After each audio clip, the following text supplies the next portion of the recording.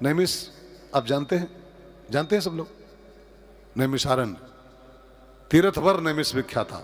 देखिए राम कथा की जो धरती है ना, शुरुआत की वो प्रयागराज है। भरद्वाज मुनि बसहि प्रयागा, राम कथा प्रयाग में स्टार्ट होती है। लेकिन सारे पुराण, शिव पुराण, देवी पुराण, भागवत पुराण, स्कंद पुराण, जितने ब्रह्म पुराण, ये सब की जो आरंभिक धरती है वो नैमिषारण्य है। तो नैमिषारण्य की पावन धरती है। और जानते हैं कलयुग का शुभारंभ हो चुका है, तब की घटना है। आज के लगभग 5200 साल पहले घटना है ये, 5200 वर्ष पहले की। कलयुग बिल्कुल स्टार्ट हुआ था। तब देश के सब ऋषि मुनि नीमसार में इकट्ठा हुए, सब ऋषि मुनि। लगभग संख्या थी उनकी 88,000, 88,000 ऋषि मुनि वहां नैमिष में इकट्ठा हुए। विषय क्या रखा गया? चिंतन शिविर। सब्जेक्ट क्या था कि कलयुग के प्राणियों का कल्याण कैसे हो। 88,000 महात्मा इकट्ठा होकर इसी चिंतन पे बैठ गए मंथन में कि कलयुग के प्राणियों का कल्याण कैसे हो।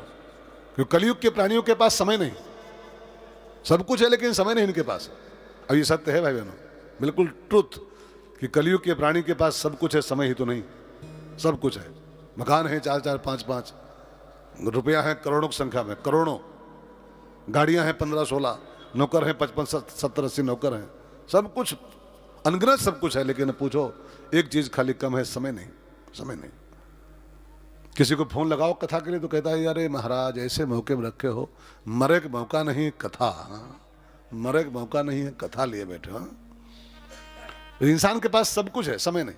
एक संत बोल रहे थे कि आज के 50 साल पहले अगर कैसेट को रिवर्स किया जाए तो घड़ी बहुत कम लोगों के पास होती थी, वॉच, लेकिन समय सबके पास होता था।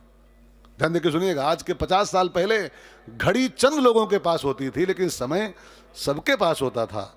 लेकिन आज घड़ी सबके पास है लेकिन समय समय किसी के पास अब नहीं है। तो ऐसे में ये कलयुग के प्राणियों का कल्याण कैसे होगा? इतनी पुरानी, इतनी कथाएं, ये सब अनुष्ठान, यज्ञ, ये सब कर नहीं सकते हैं। एक यज्ञ में लगते हैं साल भर करने में, इतना समय है नहीं। एक पूरी मालगाड़ी भर की किताबें हैं, शिव पुराण, देवी पुराण, फलानी पुराण, नमक की पुराण, समय है नहीं। तो ऐसे में कलयुग के प्राणी कम समय में अपना कल्याण कर लें, कोई रास्ता निकाला जाए। देखो आनंद देखिए, महात्माओं की महिमा देखिए आप, संतों की। कलयुग के प्राणियों को अपने कल्याण की चिंता नहीं है, लेकिन देश के साधुओं को कलयुग के प्राणियों के कल्याण की चिंता लगी हुई। हम लोग अपने मस्त हैं खाने कमाने में। अगर आपसे हमसे कोई पूछा जाए, हमसे आपसे कोई बात करे तो बस उनसे पूछो, कि लोगों से पूछो खाते क्यों हो, बोलते खाते हैं कमाने के लिए। बोलो कमाते क्यों हो? कमाते हैं खाने के लिए। तो खाते हैं कमाने के लिए, कमाते हैं खाने के लिए, खाते हैं कमाने के लिए, कमाते हैं खाने के लिए। कल्याण वाली कहीं बात का अंदर है कहीं? बस कमाते हैं, खाते हैं, कमाते हैं, खाते हैं, खाते हैं, कमाते हैं, बस मर जाते हैं इससे। कल्याण की चिंता हमको आपको नहीं कि हमको भवसागर पार भी होना है, हमको मानव जीवन धन्य भी करना है, कहीं है भीतर कोई। लेकिन देश के संतों को चिंता है, साधुओं को चिंता है इस बात की कि कलयुग के प्राणियों का कल्याण कैसे हो। पूरा शिविर लगा दिए, 88,000 महात्मा बैठे चिंतन कर रहे हैं कि कलयुग के प्राणियों का कल्याण कैसे हो। तभी उसी सभा में सूत जी महाराज का आगमन हुआ। सूत जी का नाम सुने आप लोग? सूत जी व्यास जी के शिष्य हैं, सुखदेव जी के सगे गुरु भाई हैं और परम पौराणिक, 18 पुराणों के, 4 वेदों के, 6 शास्त्रों के प्रकांड ज्ञाता है, परम विद्वान सूत जी महाराज। वे पधारे बाई चांस उस मीटिंग में।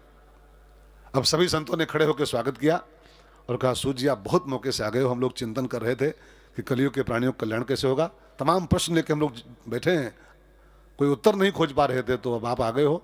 मेरे 6 सवाल हैं गुरु जी, सूत जी, और 6 सवालों का उत्तर हमको चाहिए।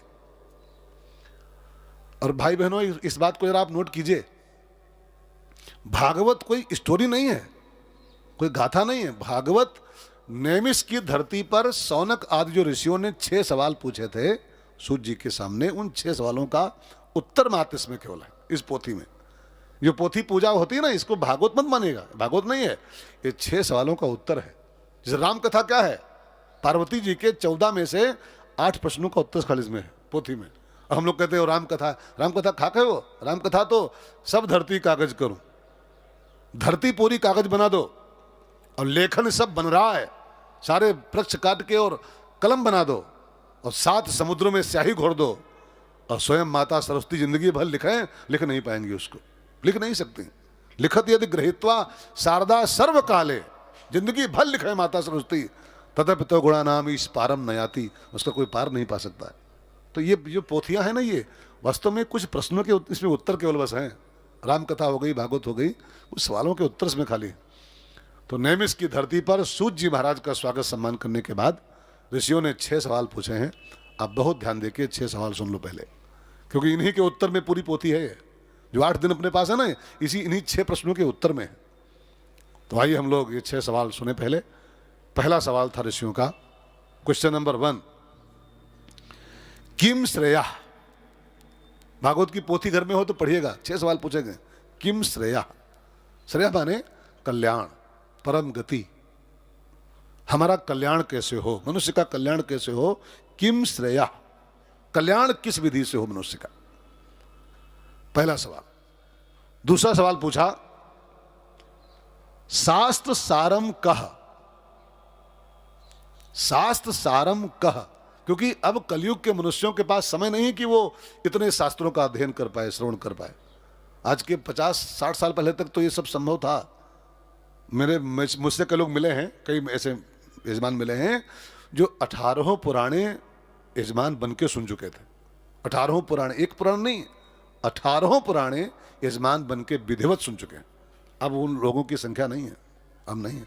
अब एक आधा भले कोई बुढ़ा बच्चा हो जो दावा कर सके मैंने 18 सुनी है यजमान बन करके, नहीं 18 सुनना तो गया पता नहीं कहाँ, नाम भी शायद नहीं पता होंगे हम सबको। अगर पूछा जाए अभी लोगों से कि 18 पुराण कौन कौन सी हैं, सुनना तो गया भाड़ में, हाँ, नाम नहीं पता होगा। हमारे आप में से 95% लोगों को नाम भी नहीं पता होंगे कि कौन कौन से 18 पुराणे। तो अब कलयुग शुरू हो गया है महाराज जी। सूर्य जी से सवाल पूछा जा रहा है, शास्त्र सारम कह, इतने शास्त्र इंसान सुन नहीं पाएगा, समय नहीं इंसान के पास है। तो शास्त्र सारम कह, सारे ग्रंथों का सार, कोई ऐसा ग्रंथ है जो पूरे सारों का निचोड़ हो शास्त्रों का, शास्त्र सारम। दूसरा सवाल याद रहेंगे बहनों भाई, इनको जरा माइंड में फिट कर लो। इन्हीं 6 प्रश्नों का उत्तर है इस पोथी में, और कुछ इसमें नहीं। 6 सवालों का उत्तर इसमें है। नंबर 1, श्रेयः किम, किम श्रेयः, कल्याण की प्राप्ति कैसे हो। नंबर 2, शास्त्र सारम कह, शास्त्रों का सार क्या है। ठीक है। क्वेश्चन नंबर 3, अवतार का, भगवान के कितने अवतार दुनिया में हुए। अवतारश्च कह, कितने अवतार दुनिया में। इसलिए इस पोथी में पूरे अवतारों कथा आती है। रामायण में खाली राम जी की अवतारक कथा है, शिव पुराण में खाली शिव जी की कथा है, ठीक है ना। लेकिन चूंकि इसमें सवाल ऐसा है कि अवतार कितने भगवान के हुए हैं दुनिया में, अवतार 24 हुए हैं, तो 24 चर्चा इस पोथी में है, 24 की। प्रश्न ही ऐसा है। चौथा सवाल था, अवतारस्य प्रयोजनम, अवतार कितने हुए हैं। तीसरा सवाल, चौथा सवाल पूछा, अवतार का हेतु क्या है, भगवान अवतार क्यों लेते दुनिया में। क्वेश्चन नंबर 4, अवतार प्रयोजना, अवतारस्य प्रयोजनम। 5वां सवाल पूछा ऋषियों ने, किम कर्म, कर्म माने कर्तव्य, कर्तव्य, हमारे कर्तव्य क्या है, मनुष्य के कर्तव्य क्या है। बाप का कर्तव्य क्या होता है, पिता का कर्तव्य क्या होता है, एक मास्टर का कर्तव्य क्या होता है, डॉक्टर का कर्तव्य क्या होता है। किम कर्म, बीच बीच में इसका उत्तर मिलेगा आपको। मास्टर का फर्ज ये है, डॉक्टर का फर्ज ये है, माँ का धर्म ये है, पिता का धर्म ये है, पत्नी का धर्म, ये सब पोथी में भरा हुआ है, जहाँ तहाँ भरा हुआ है, ठीक है। और अंतिम सवाल था 6ठा, आखिरी सवाल, कि जब भगवान इस धरती को छोड़कर जाते हैं, लीला पूरी करते हैं, तो धर्मम कम शरणम ब्रजा, तब धर्म किसकी शरण में जाता है। भाई भगवान तो धर्म संस्थापनार्थाय आए और धर्म की स्थापना करके चले जाते हैं, तो उनके जाने के बाद धर्म किसकी शरण में रहता है, फिर धर्म को रास्ता कौन दिखाता है। ये 6 सवाल पूछे, इन 6 के उत्तर में ये पूरी पोथी रेडी हुई है। भागवत की पोथी। तो नैमिष की पावन धरती पर सूत जी महाराज इस कथा का शुभारंभ करते हैं और कहा, राज ऋषियों, आपका पहला सवाल यह है कि सारे ग्रंथों का सार क्या है। पहले उत्तर मैं यही देता हूं कि सारे ग्रंथों का सार क्या है। तो सारी किताबों का जो निचोड़ है, शिव पुराण, देवी पुराण, रामायण, भागवत, गीता, सबका जो निचोड़ है, उस कथा का नाम है भागवत महापुराण। अगर आप गहराई से सब किताबें पढ़ो ना भाई बहनों, गहराई से, तो आप पाओगे कि भागवत में रामायण भी है। भागवत में 3 अध्याय में रामायण भी है। अच्छा, रामायण सुनो तो वो भागवत में मनाई है। रामायण आप सुन चुके हो पर साल। रामायण भागवत इतनी भी नहीं, कृष्ण का उसमें जिक्र भी नहीं शायद, लेकिन भागवत में राम कथा भी आती है 3 अध्याय में। शिवपुराण में भागवत नहीं है, लेकिन भागवत में थोड़ी शिवपुराण भी है। भागवत में गीता नहीं है, गीता में भागवत नहीं है, लेकिन भागवत का 11वां स्कंद पढ़िए, पूरी गीता है टोटल वो 11वां स्कंद। भागवत में देवी पुराण भागवत नहीं है, लेकिन भागवत में देवी जी की कथा भी आती है। तो सारे ग्रंथों को निचोड़ करके जो शास्त्र रेडी हुआ है, उस कथा का नाम है भागवत महापुराण। मिलता कब है? जन्मांतरे भवेद पुण्यम, तब जाके कहीं इसकी प्राप्ति होती है। और सूर्य ने कहा, ऋषियों, मैंने एक घटना आपको सुनाऊं। मैं जब ये कथा पहली बार होने जा रही थी शुक्रताल में, शुक्रताल मुजफ्फर नगर की पुर तो बिहार में है, नगर मुजफ्फरनगर, शुक्रताल। तो शुक्रताल में जब ये कथा पहली बार होने को तैयारी हुई, परीक्षित जी इसके श्रोता थे उस कथा के, और सुखदेव जी वक्ता थे, सूत जी उस समय श्रोता थे। जो यहाँ बोलने जा रहे हैं निमसार में, तब एज ए श्रोता वहाँ बैठे थे भी। तो बोले कि राजन, मैं मुनियों, उस कथा मैं भी था, शुक्रताल वाले मैं भी था श्रोता के रूप में। सुखदेव जी बैठ चुके थे, परीक्षित जी बिल्कुल रेडी थे सुनने के लिए, और कथा स्टार्ट होने ही वाली थी।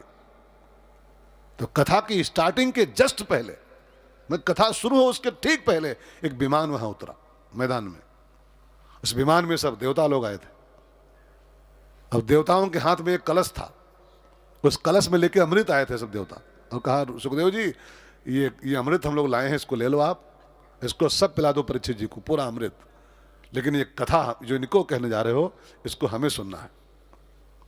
प्रपश्यामो वयम सर्वे श्रीमद् भागवतामृतम, इस अमृत को ले लो और इसके बदले में भागवतामृतम हमको पीना है, ये कथा हमको सुना दो। तो सुखदेव जी ने डांटते हुए कहा, मूर्खों, क्वा कथा क्वा सुधा, कहाँ ये कथा और कहें तुच्छ अमृत, क्वा कांचा क्वा मणिर महान, कहाँ कांच का टुकड़ा और कहाँ दिव्य मणि। कांच का टुकड़ा देके मणि पाने आए हो तुम लोग, दे रहे हो टुकड़ा कांच का और लेने आए हो मणि भागवत जैसी। तुम्हारे भाग्य में कथा नहीं, भागो यहां से। और सुखदेव जी ने देवताओं को डांट के भगा दिया, तुम इसके पात्र नहीं हो। जो कथा का मोल तोल करने आए वो पात्र नहीं होता। जो कथा का मूल्य बांधे या पूछे, वो दोनों न कथा सुनने के पात्र न कहने के पात्र। कथा अनमोल है, प्रसाद है, इसको बस ऐसे प्रसाद रूप में समाज तक पहुंचाया जाए। कथा को बेचने वाले, बांधने वाले, बुक करने वाले कि इतना दूंगा तो आ जाओ, तो उतना लूंगा तो आऊँगा, दोनों इसके पात्र नहीं, दोनों ही पात्र नहीं। कथा तो मस्ती में होनी चाहिए, बस आनंद के लिए, आनंद के लिए, सच्चिदानंद रूपाय। यह मोल तोल नहीं चलता है। तो पहली बात तो तुम गलती किए हो, जो ये ले लो कथा दे दो, ये ले लो। अब कथा, ये कथा कोई दुकान है क्या? दुकानदारी करने बैठे हैं कि तुम ले लो दे दो। और दूसरी बात, तुम लोग इसके पात्र नहीं हो। कथा सुनने का पात्र जानते हो कौन होता है? कथा सुनने का वास्तविक पात्र होता है, इसमें 3 बातें हैं, बहुत ध्यान देकर सुनिएगा।